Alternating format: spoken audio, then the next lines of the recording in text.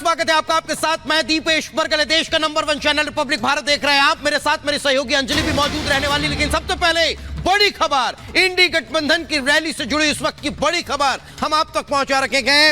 इस रैली में सुनीता केजरीवाल भी मौजूद रहने वाली है। दिल्ली के मुख्यमंत्री अरविंद केजरीवाल की गिरफ्तारी के बाद वे लगातार एक्टिव है राजनीतिक रूप से और आज इस रैली में शामिल होंगी।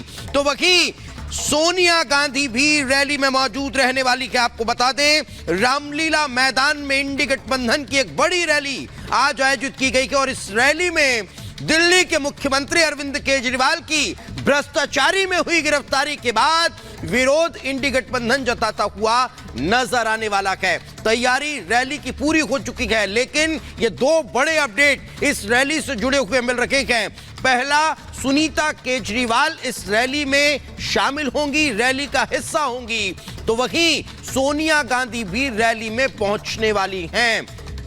आपको जानकारी दें, दिल्ली का रामलीला मैदान, जहां से दिल्ली के मुख्यमंत्री अरविंद केजरीवाल ने अन्ना आंदोलन के साथ अपने राजनीतिक करियर की शुरुआत की और भ्रष्टाचार के खिलाफ बात की, लेकिन आज उसी भ्रष्टाचार में फंसने के बाद उनकी पार्टी वहां पर रैली करने जा रही है। तो देखिए, दिल्ली में इंडी गठबंधन की रैली से पहले कल्पना सोरेन ने अरविंद केजरीवाल के घर जाकर उनकी पत्नी सुनीता केजरीवाल से मुलाकात की। दोनों ने एक दूसरे को सांत्वना दी और कहा कि झारखंड और दिल्ली में एक जैसे हालात हैं। देखिए रिपोर्ट।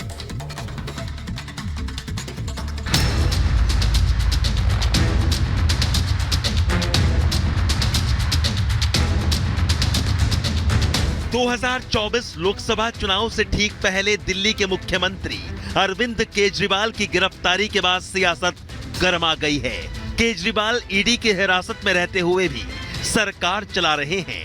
केजरीवाल की गैर मौजूदगी में पत्नी सुनीता केजरीवाल पूरी तरह एक्टिव हैं।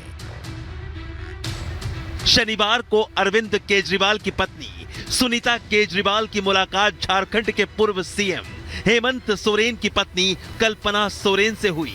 कल्पना सोरेन खुद केजरीवाल के घर गई थी। कल्पना सोरेन के पहुंचने पर सुनीता केजरीवाल ने उनका गर्मजोशी से स्वागत किया।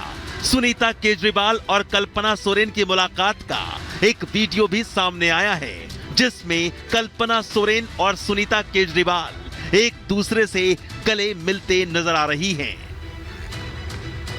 कल्पना और सुनीता की मुलाकात के बाद दिल्ली सरकार में मंत्री सौरभ भारद्वाज ने कहा कि केंद्र सरकार ने दोनों के पतियों को जेल में डाला है। दोनों ने एक दूसरे से बातचीत कर एक दूसरे को हौसला दिया है। कल्पना जी आज सुनीता केजरीवाल जी से मिलने आई थी और लगभग दोनों की स्थिति ऐसी ही है कि केंद्र सरकार ने इन दोनों के जो हस्बैंड्स थे उनको जेल में डाला है और दोनों ने अपनी स्थिति एक दूसरे के साथ बातचीत की, एक दूसरे को हौसला दिया। सुनीता केजरीवाल से मुलाकात के बाद कल्पना सोरेन ने कहा कि जो घटना 2 महीने पहले झारखंड में हुई थी, वही घटना अब दिल्ली में हुई है। मेरे पति को भी जेल भेजा गया और अब अरविंद सर को भी जेल भेज दिया गया है। हम दोनों ने मिलकर यही प्रण लिया है कि इस लड़ाई को बहुत दूर तक ले जाना है। मेरे पति हेमंत जी को भी जेल भेजा गया, आज यहाँ पे अरविंद सर को भी यहाँ पे जेल भेजा गया है। तो जो स्थिति हमारी झारखंड में है, वही अब यहाँ दिल्ली में भी हो गई है। तो मैं सुनीता मैम से मिलने आई थी, उनका दुख दर्द बांटने आई थी और हम लोगों ने यही मिलकर प्रण किया है कि अब इस लड़ाई को हम लोगों को बहुत दूर तक लेके जाना है। लोकसभा चुनाव से पहले दोनों की मुलाकात अहम बताई जा रही है। सुनीता केजरीवाल और कल्पना सोरेन की मुलाकात के बाद सियासी गलियारों में कई तरह की अटकलें लगाई जा रही हैं। लोकसभा चुनाव में झारखंड मुक्ति मोर्चा, आम आदमी पार्टी इंडी गठबंधन का हिस्सा है। अटकलें ऐसी भी हैं कि सुनीता केजरीवाल को दिल्ली का मुख्यमंत्री बनाया जा सकता है, क्योंकि अरविंद केजरीवाल की गिरफ्तारी के बाद से 3 बार मुख्यमंत्री की कुर्सी पर बैठकर सुनीता केजरीवाल जनता से अपनी बात कह चुकी हैं। Bureau report, Republic Bharat. और अब बात चुनावी रैलियों को कर लेते हैं तो गृह मंत्री अमित शाह 2 दिवसीय राजस्थान के दौरे पर रहने वाले हैं। तो वहीं 2 अप्रैल को प्रधानमंत्री नरेंद्र मोदी भी राजस्थान जा रहे हैं। देखिए 1 मिनट की रिपोर्ट।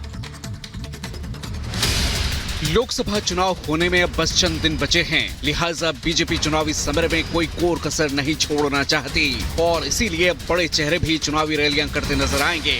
बीजेपी हर राज्य पर विशेष ध्यान दे रही है, जिसमें राजस्थान की 25 सीटों पर बीजेपी जोर शोर से प्रचार कर रही है। इसी के तहत केंद्रीय गृह मंत्री अमित शाह आज राजस्थान दौरे पर हैं, जहां वो 2 दिन रहेंगे और इस दौरान 7 लोकसभा क्षेत्रों की कोर कमेटियों के साथ बैठक करेंगे। जयपुर, धौलपुर, नागौर, दौसा, चुरू, झुंझुनू और करौली में अमित शाह की बैठक होनी है। इसके साथ ही गृह मंत्री सीकर में रोड शो के साथ एक सार्वजनिक बैठक भी करेंगे। सिर्फ गृह मंत्री ही नहीं बल्कि प्रधानमंत्री मोदी भी 2 अप्रैल को राजस्थान पहुंच रहे हैं, जहां पीएम मोदी जयपुर ग्रामीण लोकसभा क्षेत्र में चुनावी सभा करेंगे। इसके अलावा अलग अलग राज्यों के मुख्यमंत्री भी राजस्थान के हिस्से में चुनावी प्रचार की जल्द शुरुआत करने वाले हैं। और उधर बिहार में चाचा भतीजे यानी पशुपति पारस और चिराग पासवान के बीच का झगड़ा सुलझ गया है, क्योंकि पशुपति पारस ने एक्स पर पोस्ट करके लिखा कि एनडीए का ही वो हिस्सा है और साथ ही साथ उन्होंने एनडीए की सरकार बनाने की भी बात कही है। रिपोर्ट देखिए।